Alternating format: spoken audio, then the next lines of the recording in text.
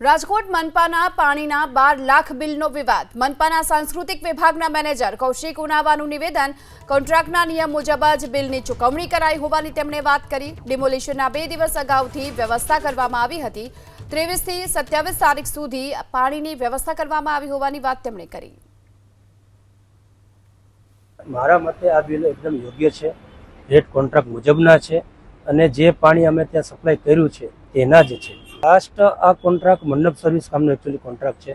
2023માં મંડપ સર્વિસ કામનો કોન્ટ્રાક્ટ મંજૂર થયેલો. મંડપના કોન્ટ્રાક્ટમાં અંદાજે 100થી વધારે આઇટમોનો સમાવેશ છે. તેમાં મંડપથી તમામ કામગીરી ટેબલ સપ્લાય કરવાની સાથે સાથે પાણીનો પણ ઇન્ક્લુડ કરેલું છે. જે તે વખતે ત્યારથી આ મંજૂર થયેલા ભાવો છે. શું ભાવ છે સાહેબ? 8 રૂપિયા એક બોટલનો ભાવ છે. રેટ કોન્ટ્રાક્ટ એના માટે જ કરવામાં આવતા છે કે એકવાર ભાવ નિયત થઈ જાય અને આગામી જે કોઈ એનો એક્ઝિસ્ટિંગ પીરિયડ હોય ત્યાં સુધી ભાવે કામ કરી શકીએ. જે તે વખતે આ ભાવ નિયત થયેલો. તો રાજકોટ મનપાના બિલના વિવાદની વચ્ચે બોલબાલા ટ્રસ્ટના પ્રમુખે નિવેદન આપ્યું. બોલબાલા ટ્રસ્ટના પ્રમુખ જયેશભાઈ ઉપાધ્યાયનું નિવેદન. જંગલેશ્વરમાં અમે રોજ 5000 લોકોને જમાડતા, કર્મચારીઓ અને જેસીબીનો સ્ટાફ પણ જમતો. રોજ 5000 લોકોને જમાડતા તો પણ 5.50 લાખનો ખર્ચ થયો હોવાની વાત કરી. જયેશભાઈ, તમે 3 દિવસ સુધી હું અહીંયા હતો, હાજર જ હતો. કેટલા લોકોને અંદાજિત જમાડ્યા હશે, અથવા તો ચા પાણી નાસ્તો પણ આપના દ્વારા અને તમામ પ્રકારની પાણી સહિતની સુવિધાઓ આપી છે? કેટલો ખર્ચ, કેટલા લોકોને જમાડ્યા હતા? સાહેબ, રાજકોટની અંદર છેલ્લા 35 વર્ષથી ટ્રસ્ટ કામ કરે છે. જંગલેશ્વર હોય, નાના મવા હોય કે પછી મોટા મવા હોય, જ્યાં કાંઈ ડિમોલેશન થતા હોય, ટીઆરપીથી હોય, ત્યાં હોય, જ્યાં ક્યાંય બોલબાલા ટ્રસ્ટ પહોંચી જાય. ટ્રસ્ટનું કામ છે. કોવિડ આવ્યો હતો, 20 લાખ લોકોને જમાડી વર્લ્ડ બુક ઓફ એવોર્ડ લીધો. ડિમોલેશનના સમાચાર મેડમ આગલે દિવસે જ લાઇટ ગઈ, ડિમોલેશનની પૂર્વ સંધ્યાએ.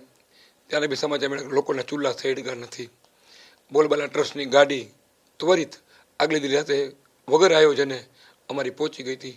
અને જે કોઈ આખા પટ્ટાની અંદર ઠેઠ સોરઠિયાવાડી ચોકથી શરૂ કરી બાપુનગરથી અને ઠેઠ લાસ્ટ સુધી બોલબાલા ટ્રસ્ટે સેવા પહોંચાડી.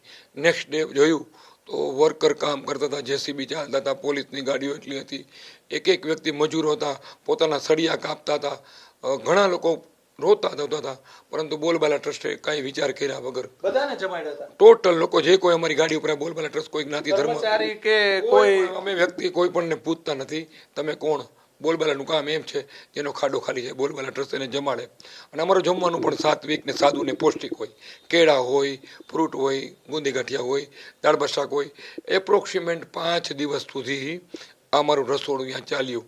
રોજની 10-12 ગાડી જમાડવાની ભરી અમે ટોટલ વિસ્તારમાં ડાબી બાજુથી, વચ્ચેથી, છેલ્લેથી લેતા જતા હતા. રાજકોટમાં કોઈ ભૂખ્યો ઉઠે, ભૂખ્યો ન સૂવે નહીં, એ અમારો સંકલ્પ છે.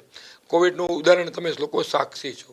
રાજકોટમાં ઝોમેટો, સ્વિગી વાળા શું પહોંચાડે, એવી રીતે બોલબાલા ટ્રસ્ટે એકને રસ્તે પહોંચાડ્યું હતું. કેટલા લોકોને અંદાજિત ચા પાણી નાસ્તો જમાડ્યા હશે ને અંદાજિત ખર્ચો કેટલો આ 3 દિવસ દરમિયાન અંદાજિત? કેમ કે તમે વર્ષોથી બહુ મોટું રસોડું ચલાવો છો અને અન્નદાન એ સૌથી મોટું દાન છે. તમે રોજ એટલું દાન કરો છો. અમે પણ મીઠાઈ, સુખડી, ગુંદી ગાંઠિયા પહોંચાડતા હતા. એપ્રોક્સિમેટ 20-30 રૂપિયા જેવો પર વ્યક્તિનો ખર્ચ થતો હોય.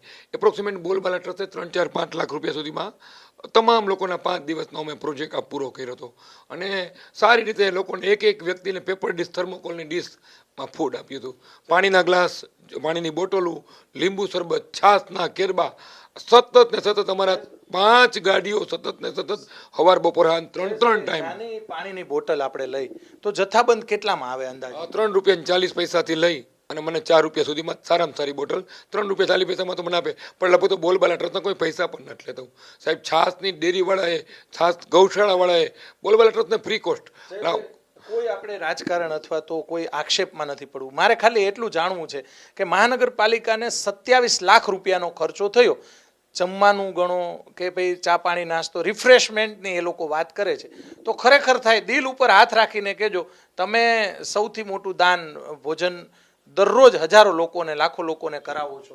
હું એ વિષયમાં એટલે નહીં પડું. હું મારી સામે બોલબાલાનું બિલ્ડિંગ છે, અમે 2 રૂપિયામાં જમાડીએ છીએ અને ઠાકરમાં જમવા જાવ તો 300 રૂપિયા. હવે એ એનો વિષય છે. બોલબાલા ટ્રસ્ટને સાહેબ હું એટલું કહી શકું, અમને 4 થી 5 લાખની અંદર આખો જંગલેશ્વર ડિમોલેશનનો પ્રોજેક્ટ સારી રીતે પૂરો થયો હતો અને એક પણ કેટલા વ્યક્તિ લોકો જમ્યા હશે?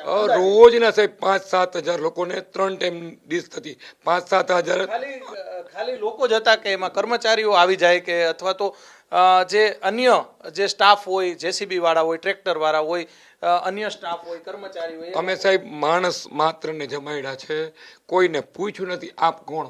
અમે નીચું મોઢું રાખી સૌ કોઈને બોલબાલા ટ્રસ્ટનું કામ છે કે રાજકોટમાં વ્યક્તિ ત્યાં ભોજન પહોંચવું જોઈએ, રાજકોટમાં ભૂખ્યો ઉઠવો જોઈએ.